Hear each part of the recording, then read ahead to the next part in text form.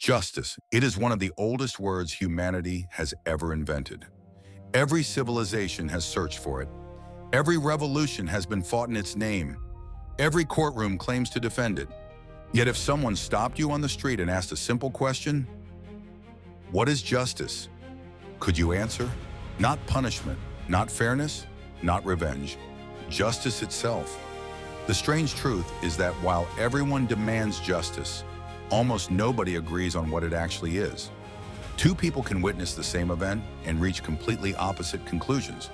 One sees justice, the other sees oppression. History is full of people convinced they were defending justice while committing terrible atrocities. So perhaps justice is not as obvious as we think. Perhaps justice is the most misunderstood idea ever created. The first puzzle. Imagine two children. One has 10 pieces of bread, the other has none. You decide to split the bread equally, 5 pieces each. Most people would call that fair. But what if the child with 10 pieces spent all day working in the fields while the other slept? Should equality still be justice? Now imagine the opposite. One child is sick and cannot work. Should they receive less simply because they produce less? Suddenly, equality no longer feels sufficient. Justice begins slipping through our fingers. The philosopher Aristotle noticed this over 2,000 years ago.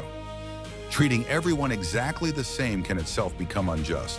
Sometimes justice requires equality. Sometimes it requires unequal treatment. The problem is knowing which is which. Plato's impossible city. Plato imagined an ideal city where everyone performed the role they were naturally suited for. Farmers farmed, soldiers defended, philosophers ruled. For Plato, justice was not giving everyone the same things. Justice was harmony, each person fulfilling the role that allowed the whole society to function. Imagine an orchestra. Justice is not every musician playing the same instrument. Justice is each instrument playing its own part at precisely the right moment. The violin should not become the drum. The trumpet should not replace the piano.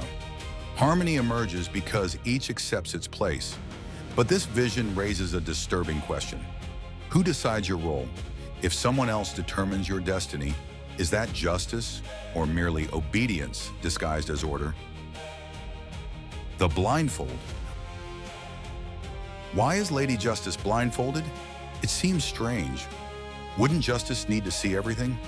The blindfold symbolizes something remarkable.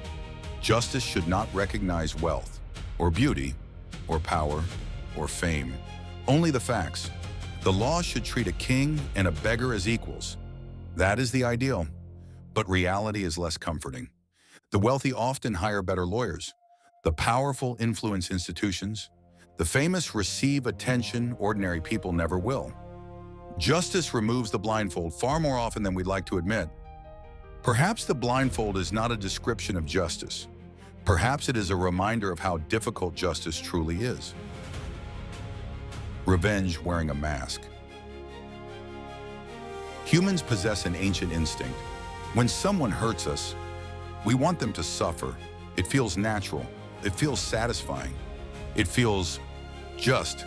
But revenge and justice are not the same thing. Revenge asks, did they suffer as much as I suffered? Justice asks, what outcome restores balance? One looks backward, the other looks forward. Revenge seeks emotional satisfaction. Justice seeks moral order. The difference is enormous. History shows that cycles of revenge rarely end. One punishment creates another grievance. Another grievance creates another retaliation. Entire nations have remained trapped in this endless loop. Justice attempts to stop the cycle. Revenge keeps turning the wheel. The social contract. Why obey laws at all? After all, nature has no police, no courts, no prisons. The philosopher Thomas Hobbes imagined life without government, a world where everyone could take whatever they wanted, where strength determined truth, where fear became permanent. He described it as a war of all against all. In such a world, justice cannot exist, only survival. So humans make an invisible agreement. We surrender some freedom. In exchange, we receive protection. Justice becomes the referee of civilization, not perfect, but preferable to chaos. The law exists because without shared rules, every disagreement eventually becomes violence. Justice, then, is not merely punishment. It is civilization's attempt to replace force with reason when laws become unjust. But here lies the deepest paradox. Is everything legal? Just? History answers with a resounding no. Slavery was once legal, segregation was legal. Many dictators ruled entirely through laws. If legality equals justice, then history's greatest injustices were somehow moral. Clearly, they were not. This forces us to separate two ideas: law and justice. Laws are written by people. Justice may demand something beyond human authority. This is why individuals like Socrates, Gandhi, Martin Luther King Jr., and Nelson Mandela accepted punishment rather than obey laws they believed violated deeper moral principles. Sometimes justice requires following the law. Sometimes it requires challenging it. That tension has shaped civilization itself. Can justice ever be perfect? Imagine an impossible machine. It knows every fact, every intention, every consequence. It never makes mistakes. Would it finally deliver perfect justice? Perhaps not. Because justice is not only about facts, it is also about values. Should punishment focus on suffering, rehabilitation, deterrence, forgiveness, protection? Different societies answer differently. Even with perfect knowledge, people may still disagree. Justice is not merely a calculation, it is also a philosophy, a reflection of what we believe human beings deserve. The justice inside you. Long before children understand mathematics, they understand fairness. One child receives 2 cookies, the other receives 1. Immediately comes the protest. That's not fair. It seems justice lives somewhere deep inside us. Yet that instinct is imperfect. We often notice unfairness when it harms us, but ignore it when it benefits us. Psychologists call this self-serving bias. We naturally judge ourselves by our intentions, others by their actions.